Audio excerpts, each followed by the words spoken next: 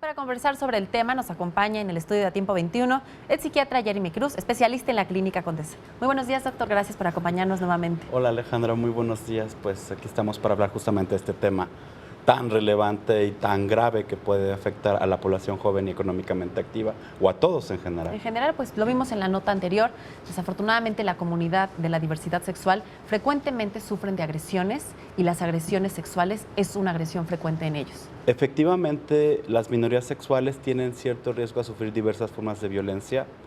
La violencia sexual, que hay como múltiples definiciones que puede ir desde tocamientos hasta agresiones verbales e inclusive penetración tanto oral como vaginal, es algo a lo que todo mundo puede estar Qué expuesto. importante definir esto porque pues, a veces el acoso no es catalogado como una agresión sexual si no hay contacto físico y usted nos está diciendo que es así, cualquier tipo de agresión es considerada como un delito. En el aspecto de que daña a la otra persona, evidentemente, por eso es como la consideración de violencia como tal.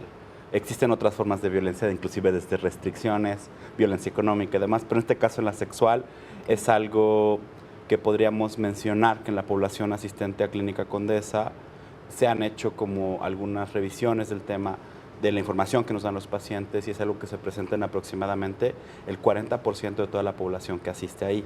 Es decir, hombres que tienen sexo con hombres, mujeres heterosexuales, mujeres transexuales, hombres trans y el resto como de nuestras poblaciones han tenido algún tipo de violencia en toda la vida. Hablando específicamente de violencia sexual, el 25% de la población que asiste ahí, esto es más alto en algunas poblaciones que en otras, es más alto en mujeres, es más alto en mujeres trans, es más o menos 25.6. ¿Por qué es más alto en mujeres trans? Es más alto tanto en mujeres trans como en mujeres y esto son formas muy complejas como para explicar específicamente una causa. Hay factores como estigma, esto es algo que vamos a escuchar muy frecuentemente. La figura femenina, el concepto de que se cree que en las mujeres trans sufren mucho más violencia que otras poblaciones debido a la apariencia física que podrían tener. Esto obviamente es complejísimo y es una población que tiene ciertos riesgos a presentar mayores grados de violencia que otras poblaciones. Doctor, ¿y este tipo de violencia cómo afecta, por supuesto, a nivel físico y emocional?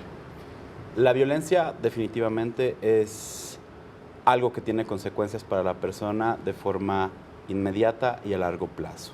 Okay. El riesgo de sufrir violencia sexual de forma inmediata es evidentemente la transmisión de una infección de transmisión sexual. A largo plazo los factores mentales son graves. Cierto porcentaje de pacientes que sufren agresión sexual, aproximadamente el 30%, podría haberse envuelto en algo que llamamos estrés agudo, que a su vez, si esto sigue evolucionando, puede causar una condición psiquiátrica grave que se llama estrés postraumático. ¿Esto podría llevarlos a tomar alguna decisión como el suicidio, por ejemplo? En algunos pacientes que presentan estrés postraumático, el suicidio es mucho más alto, hasta 5 veces más que la población general. Entonces requieren algún tratamiento médico y alguna forma de intervención. Es muy importante, doctor, que la atención que reciban sea oportuna e inmediata. Específicamente, o sea, en cualquier víctima de violencia, sea o no minoría sexual, se requiere hacer obviamente la denuncia y esto es algo muy, muy importante, o sea, se tiene que hacer la denuncia y demás. PGJ, debido al trabajo en conjunto con Clínica Condesa del Distrito Federal, obviamente tiene como una serie de procedimientos en donde son quienes más hacen envíos a la clínica de todas las víctimas de violencia. Clínica Condesa desarrolló todo un procedimiento para atención a las víctimas de violencia sexual. ¿En qué consiste para dar su apoyo? La profilaxis post-exposición. Okay.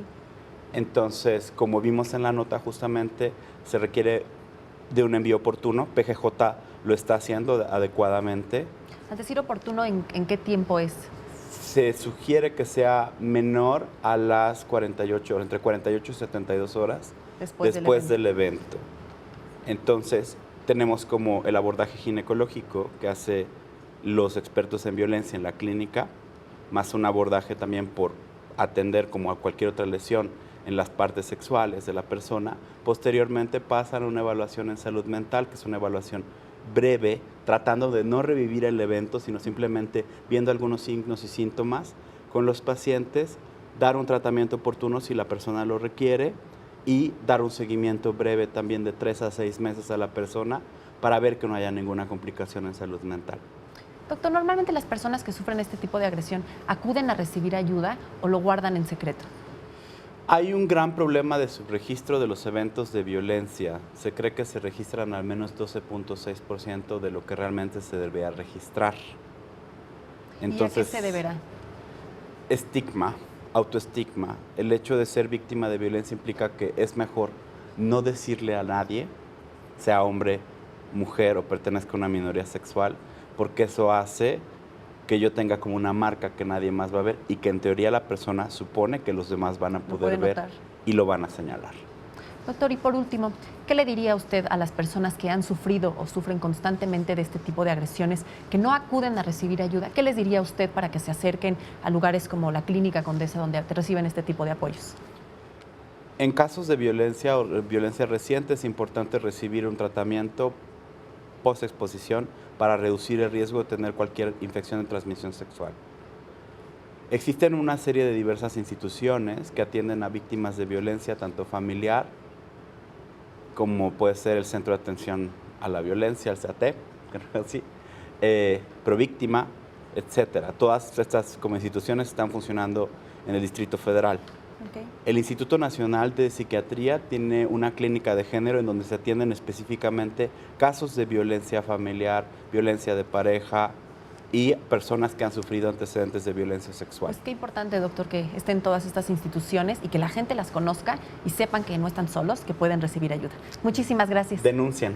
Muchísimas gracias por acompañarnos en esta mañana. Nosotros debemos ir a una pausa. Quédese con nosotros. Estamos en A Tiempo 21, las noticias de la ciudad.